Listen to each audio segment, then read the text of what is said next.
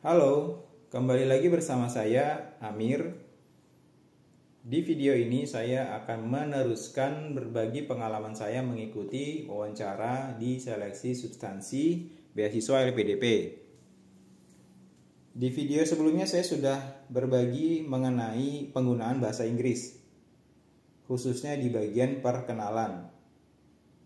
Setelah perkenalan, nanti wawancara akan dilanjutkan dengan membahas rencana studi dan persiapan-persiapan yang kita lakukan untuk rencana tersebut. Baik di tahap 2 tahun 2022 maupun di tahap 1 tahun 2023, saya mengalami atau melewati proses yang sama. Jadi kondisinya tidak jauh berbeda. Setelah perkenalan, kita akan membahas mengenai rencana studi dan persiapan-persiapan yang terkait. Ada sedikit perbedaan ya tentu saja, karena di tahap 2 tahun 2022 saya tidak lulus seleksi substansi itu. Bisa dikatakan saya tidak lulus wawancara. Nah, di tahap 2 tahun 2022 ini saya memang belum ada LOA, belum ada Letter of Acceptance. Tapi bukan itu aja. Saya sudah mengirim banyak email ke banyak profesor maksud saya. Itu pun belum dapat respons yang signifikan. Memang masih ada respons yang sekedar membalas email dan seterusnya, tapi belum ada yang signifikan. Jadi hal itu membuat saya tidak bisa memberikan jawaban dan penjelasan yang kuat.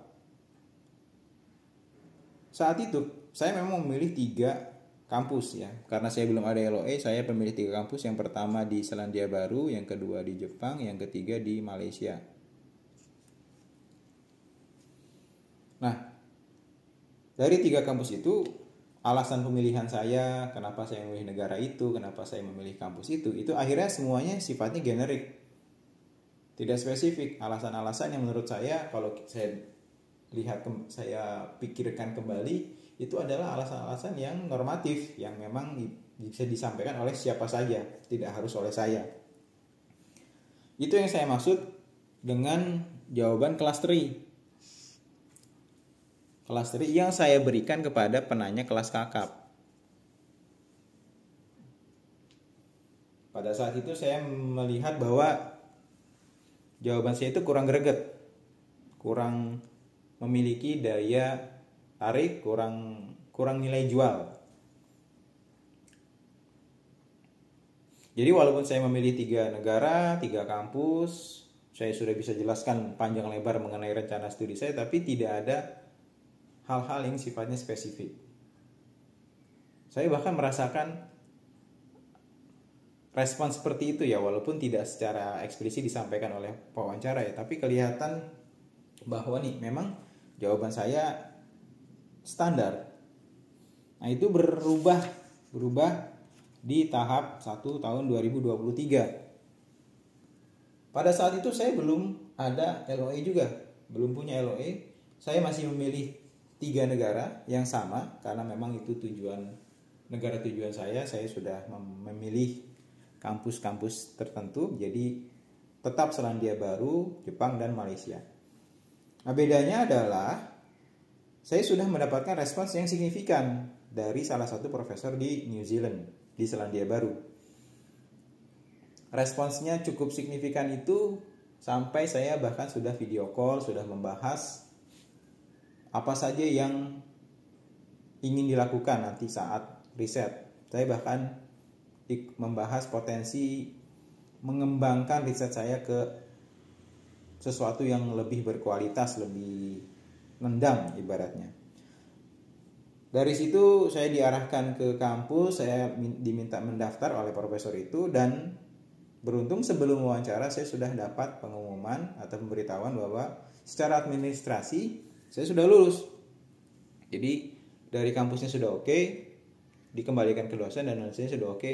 Setelah itu kami bisa melanjutkan proses untuk apply atau mendaftar S3 di kampus itu. Karena itu jadi Jepang dan Malaysia ini bisa dikatakan hanya cadangan. Akhirnya itu menjadi cadangan karena target utama saya adalah New Zealand. Nah, intinya dari semua itu, dari semua yang saya miliki itu, saya bisa memberikan penjelasan, jawaban dan penjelasan yang lebih spesifik dan memiliki landasan yang lebih solid. Nah, itulah yang saya maksud jawaban kelas kakap.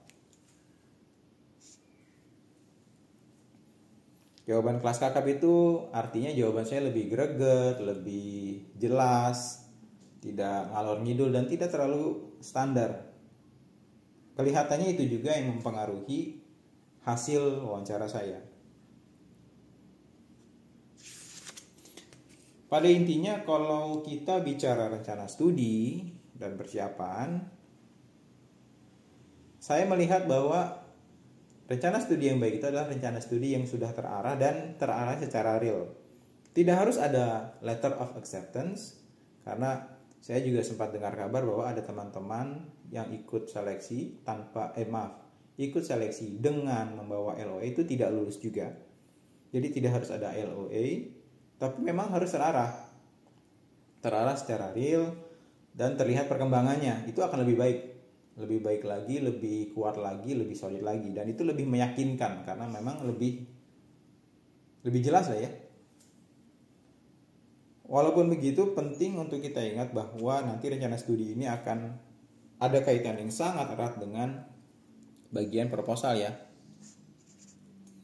Proposal risetnya ini juga pasti mencerminkan rencana studi kita mau riset tentang apa, kemudian nanti nilai tambahnya apa dan lain-lain. Tapi dari sisi pilihan kampus, pilihan negara, kalau kita sudah punya ikatan dengan kampus atau negara itu, seperti yang tadi saya ceritakan, itu sudah menjadi satu nilai tambah, satu nilai jual kita sebagai calon awardee, calon penerima beasiswa. Kalau kita bicara proposal tentunya nanti harus nyambung, tapi hal itu tidak akan saya bahas di video ini, saya akan ceritakan di video lain. Itu saja. Terima kasih. Sampai ketemu.